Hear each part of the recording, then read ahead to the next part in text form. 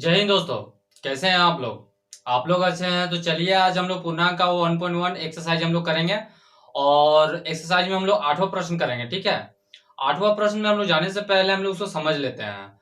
8वां प्रश्न में ये कह रहा है कि एक जेकी नाम का व्यक्ति है जो एक एग्जाम देता है और उस एग्जाम के दौरान में उसे सही उत्तर के लिए धनात्मक संख्या मिलते हैं और गलत उत्तर के लिए उसे ऋणात्मक संख्या मिलते हैं। ठीक है, और उसमें पूछा जा रहा है कि कुल संख्या उसे कितने मिल चुके हैं। ठीक है, उसे कुल संख्या उसे जैकी नाम के व्यक्ति को कितने मिले हैं। तो चलिए हम लोग आज इसको सॉल्व करते हैं। ठीक है, चलिए प्रश्न की ओर देखिए। जैकी नाम का एक व्यक्ति है, ठीक है, और उसे देखिए यहाँ धनात्मक संख्या है, यहाँ धनात्मक संख्या है।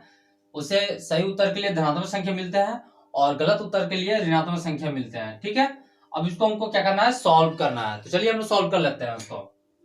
सबसे पहले हल लिख लेना है। ठीक है, अब यहाँ पर क्या लिखना है, परिभाषा, जो भी आपका परिभाषा है उसको लिख लेना है। यानी जे की द्वारा प्राप्त अंक। ठीक है, अब इसको क्या करना है, सभी क्रम बाई क्रम इसको बैठा देना है। ठीक है, तो इसको कुल हम लोग को पूछ रहा है ना, तो कुल मतलब हमको क्या करना पड़ेगा, जोड़ करना पड़ेगा। ठीक है, यानी जोड़ना होगा। तो 15 प्लस ब्रैकेट के अंदर -5, फिर प्लस, फिर ब्रैकेट के अंदर में -10, फिर प्लस 25, फिर प्लस 20। ये क्रम बाई क्रम हम इसको बैठा दिए हैं। अब इसको हमको सॉल्व करना है। ठीक है, तो 15 ब्रैकेट को जब हटाएंगे तो प्लस माइनस क्या होगा, यहाँ पे -5 हो जाएगा। अब बोलिए यहाँ पर सर, बोलिएगा कि ब्रैकेट कहां से आ गया।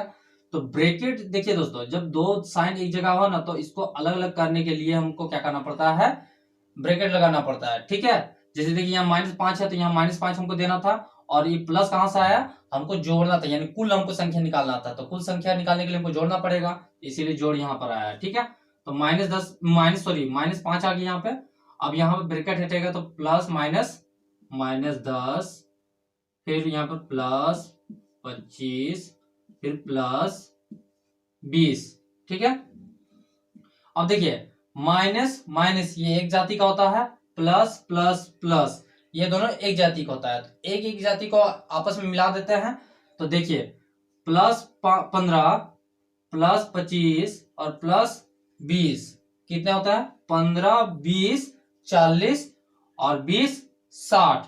अगर आपको समझ में नहीं आया तो यहाँ साइड में लिख सकते हैं 15 25 और 20 प्लस कर दीजिए। ठीक है, 5 रुपया 5 रुपया कितना होता है, 10 रुपया होता है।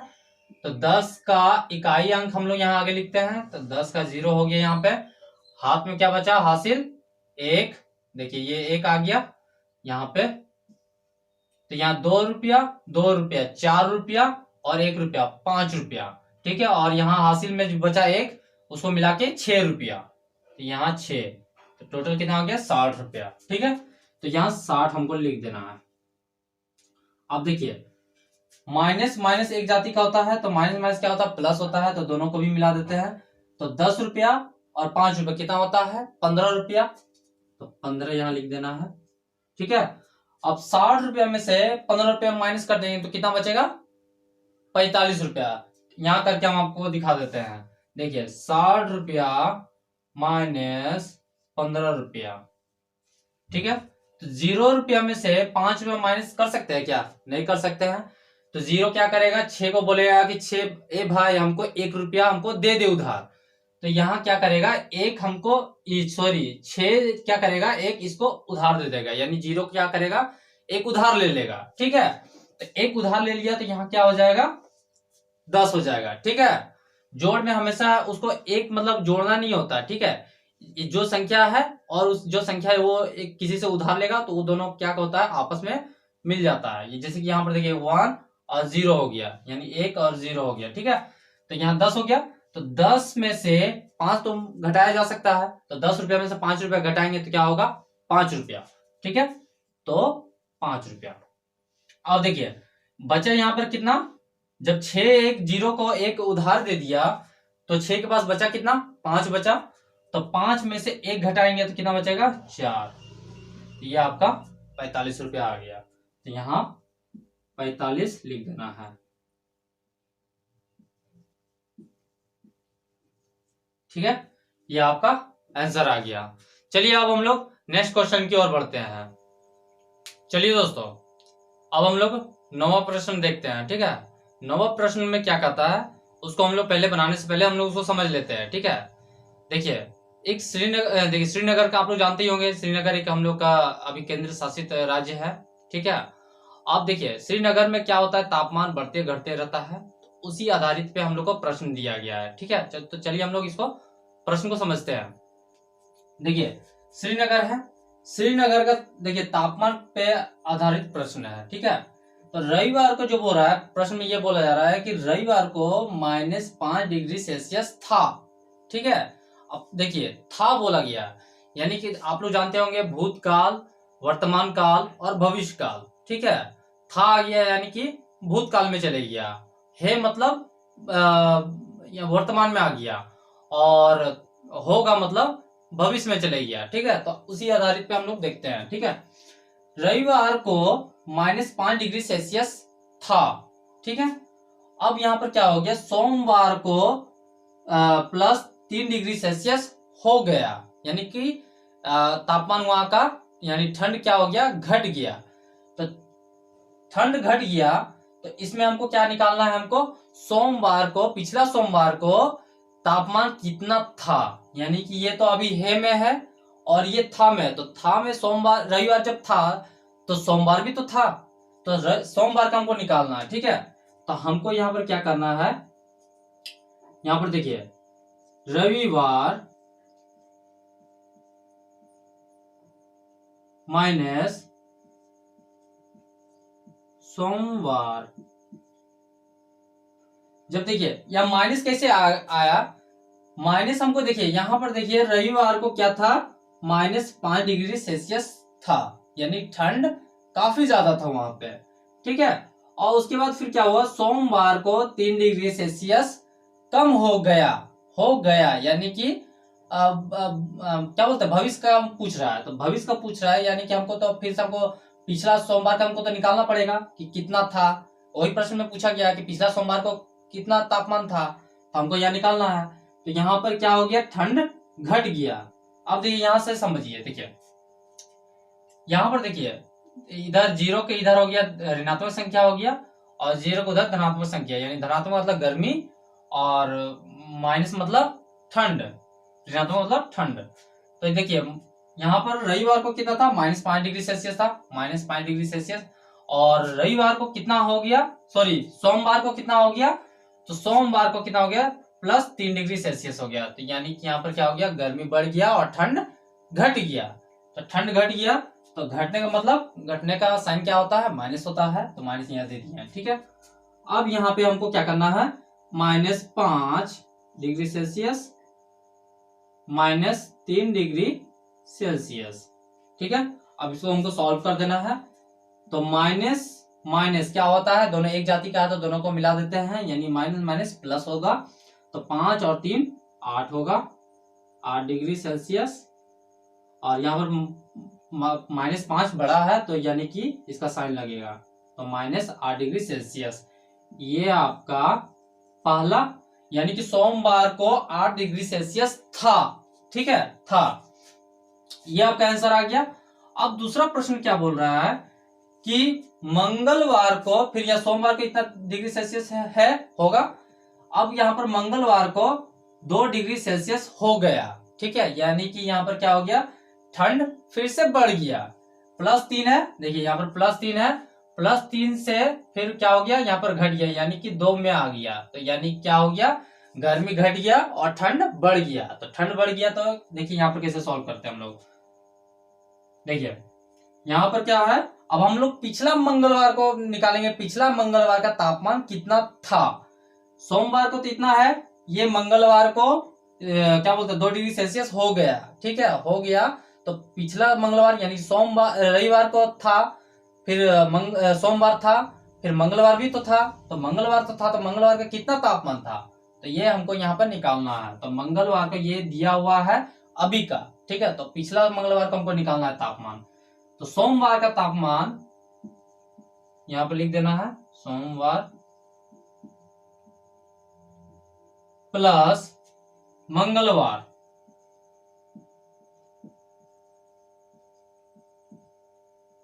मंगलवार। अब बोलिएगा कि सर यहाँ पर प्लस का साइन क्यों दिया है, यहाँ तो माइनस दिया है, तो यहाँ प्लस क्यों दिया है।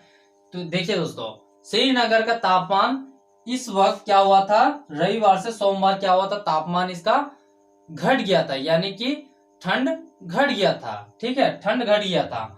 अब देखिए यहाँ पे सोमवार से मंगलवार क्या हो रहा है, ठंड बढ़ रहा है। तो ठंड बढ़ रहा है तो बढ़ने का मतलब क्या होता है, प्लस करना होता है, ठीक है।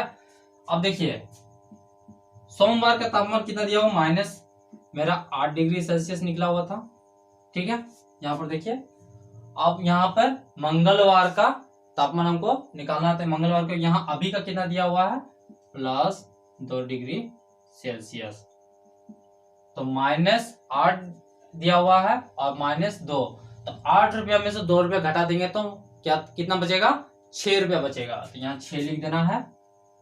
और देखिए 8 बड़ा है तो 8 का साइन लग जाएगा यहाँ पे माइनस, यहाँ पर कितना आ जाएगा, -6 डिग्री सेल्सियस। ये आपका आंसर, ये आपका आ गया आंसर, ठीक है। अब हम लोग क्या करेंगे, नेक्स्ट क्वेश्चन की ओर बढ़ेंगे, ठीक है। ये तो आपको समझ में आ गया होगा दोस्तों।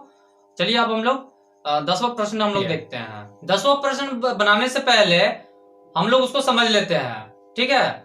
10वां प्रश्न में ये बोला जा रहा है कि मनोज नाम का एक व्यक्ति है जो अपने बैंक खाते में 5,000 रुपए जमा करते हैं, और जमा करने के बाद वो कुछ ही दिन में वो 2374 रुपए वो निकाल लेते हैं।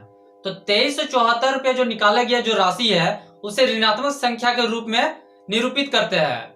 तो पूछा जा रहा है कि जो जमा किया गया जो राशि है उसे हम किस रूप में निरूपित करेंगे, और जो निकासी की गई राशि के बाद उस खाते में कितने शेष राशि बच गए हैं। तो चलिए हम लोग प्रश्न को देखते हैं, बनाते हैं, इसको सॉल्व करते हैं, ठीक है। देखिए 10वां प्रश्न में मनोज के बैंक खाते में जो राशि है 5,000 रुपए जमा किया गया है। देखिए 5,000 रुपए यहाँ जमा कर दिया गया है, और हमसे उस प्रश्न में पूछा जा रहा है कि उसको हम किस रूप में निरूपित करेंगे। तो धनात्मक संख्या के रूप में हम निरूपित कर सकते हैं। जब निकासी की गई राशि यानी 2674 पे जो निकासी की गई राशि को ऋणात्मक संख्या के रूप में दर्शाया जा सकता है, तो जमा की गई राशि को हम लोग धनात्मक संख्या के रूप में दर्शा सकते हैं, ठीक है। तो अब उसे पूछा जा रहा है कि निकासी के बाद उस खाते में यानी मनोज के खाते में कितना रुपया शेष रह गया है, यानी कितने रुपया बचे हुए हैं, ठीक है। तो बहुत इजी है दोस्तों उसको सॉल्व करना। बस इसमें क्या करना है कि जो जमा किया गया राशि है और जो निकासी की गई राशि है उस दोनों को माइनस कर देना है। ये प्लस है, ये माइनस है, तो प्लस माइनस क्या होता है, माइनस होता है। तो 5,000 रुपए में 2674 रुपए माइनस कर देंगे तो मेरा क्या होगा, शेष संख्या मेरा निकल जाएगा, यानी शेष राशि मेरा निकल जाएगा। तो चलिए हम लोग इसको सॉल्व करते हैं। देखिए 5,000 रुपए है और यहाँ पे 2674 रुपया है। देखिए हमको 0 रुपया में से 4 रुपया माइनस करेंगे तो माइनस होगा, नहीं होगा। तो ऐसा करेंगे हम लोग 5 रुपया में से हम 1 रुपया 0 को दे देंगे, तो यहां पर 1 रुपया दे देंगे तो ये 10 बन जाएगा, ठीक है। फिर इस 10 बन जाने के बाद फिर ये 1 रुपया ये उधार ले लेगा, ये 0 आगे वाला 0 हम उधार ले लेगा 1 रुपया। तो जब ये उधार ले लेगा तो ये 10 रुपया बन जाएगा और ये 9 रुपया बन जाएगा। चलिए हम लोग इसको यहां पर देखते हैं, ठीक है। ये हो गया 5,000 रुपया, आप कीजिएगा, ठीक है। अब यहां पर 2674 रुपया हमें माइनस करना है, ठीक है। अब हमको क्या करना है कि जब देखिए ये 0 रुपया में तो 4 रुपया माइनस होगा नहीं, तो 1 रुपया हम इसको उधार दे देंगे, तो यहाँ क्या हो जाएगा, 10 हो जाएगा, ठीक है। 10 के बाद फिर क्या होगा, एक इसको फिर उधार दे देंगे आगे वाला के 0 को, तो ये हो जाएगा 10 हो जाएगा, और ये कितना हो जाएगा, 9 हो जाएगा, और ये कितना हो जाएगा, 4 हो जाएगा। यहाँ 5 था, एक इसको दे दिया तो 10 बन गया था, 10 बनने के बाद फिर इसको एक उधार दे दिया तो ये 4 हो गया, ये 9 हो गया और ये 10 हो गया।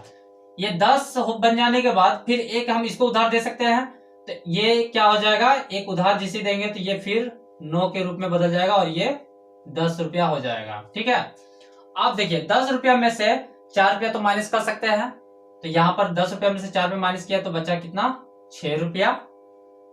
9 रुपया में से 7 रुपया गया, यानी 9 रुपया में से 7 रुपया माइनस कर दिए तो कितना बचा, 2 रुपया बचा। और 9 रुपया, यहां पर भी 9 रुपया बचा हुआ है, 9 रुपया में से 6 रुपया माइनस किए तो बचा कितना, 3 रुपया बचा। और यहां पर बचा कितना था, 4 रुपया बचा हुआ था, तो 4 रुपया में से 2 रुपया गया तो बचा कितना, 2 रुपया। तो यहां कितना हो गया, 2326 रुपया। ठीक है, अब उसी तरह देखिए यहां पर सॉल्व कर दिए, अब तो यहां पर समझ में आ जाएगा। देखिए यहां पे 10 रुपया है, एक इसको उधार दिए, फिर एक इसको उधार दिए, फिर एक इसको उधार दिए, तो ये 10 रुपया हो गया। तो 10 रुपया में से 6 रुपया या 9 बचा तो यहाँ पर 2, यहाँ पर भी 9 बचा तो यहाँ पर 6 माइनस किए तो फिर 3, और यहाँ पर जब एक सबको उधार दे दिए, 0 को उधार दे दिए तो यहाँ पर तो बचा 4 रुपया बचा, 4 रुपया में से 2 रुपया माइनस कर दिया तो बचा कितना, 2 रुपया। तो ये मेरा कितना हो गया, 2326 रुपया, ये आपका आंसर हो गया। ठीक है, और दूसरा क्या हो गया, 5000 रुपया को हम लोग धनात्मक संख्या के रूप में हमें निरूपित कर सकते हैं। तो ये आपका 10वां प्रश्न सॉल्व हो चुका है। अब हम लोग चलते हैं 11वां प्रश्न में। ठीक है, 11वां प्रश्न हम लोग क्या कहता है उसको हम लोग समझ लेंगे। ठीक है, चलिए हम लोग नेक्स्ट क्वेश्चन में चलते हैं। चलिए दोस्तों, अब हम लोग 11वां प्रश्न हम लोग समझेंगे। ठीक है, उसको हम लोग सॉल्व करेंगे, तो उसको सॉल्व करने से पहले हम लोग उसको समझ लेते हैं। ठीक है, तो देखिए 11वां प्रश्न हम लोग का क्वेश्चन में ये बोल रहा है कि सीमा नाम का एक व्यक्ति है। ठीक है, सीमा जो है बिंदु ए से पूरब की ओर बिंदु बी तक 20 किलोमीटर की दूरी तय करती है। उसी सड़क के अनुदिश बिंदु बी से वह 35 किलोमीटर की दूरी पश्चिम की ओर तय करती है।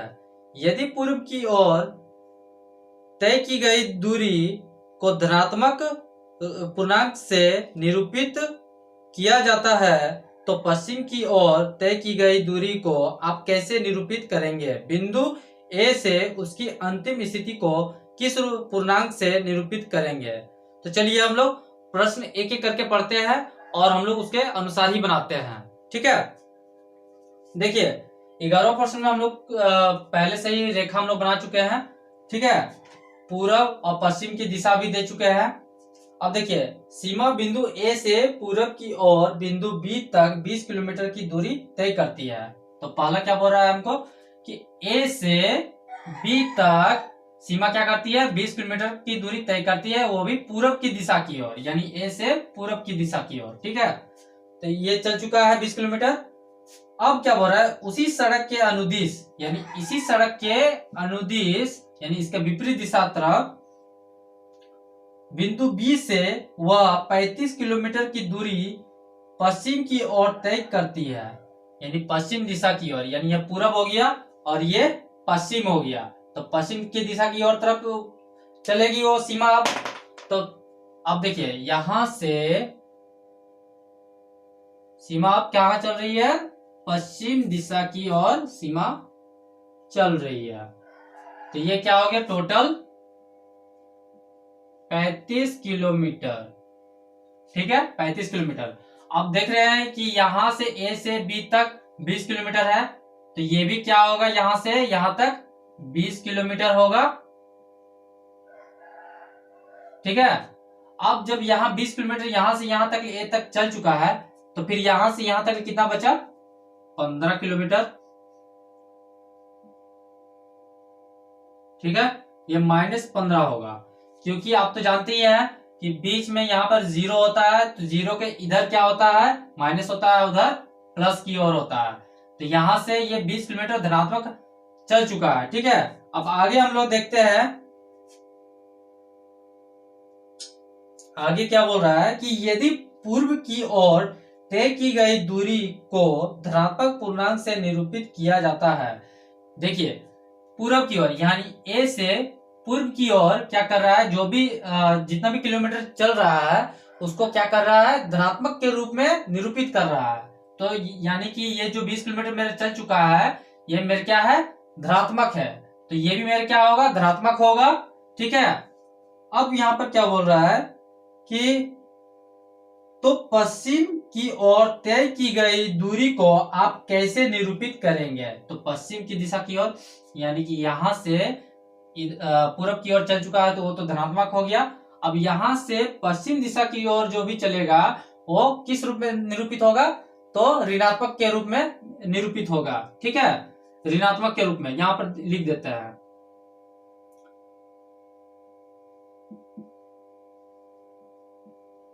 ऋणात्मक और यहां पे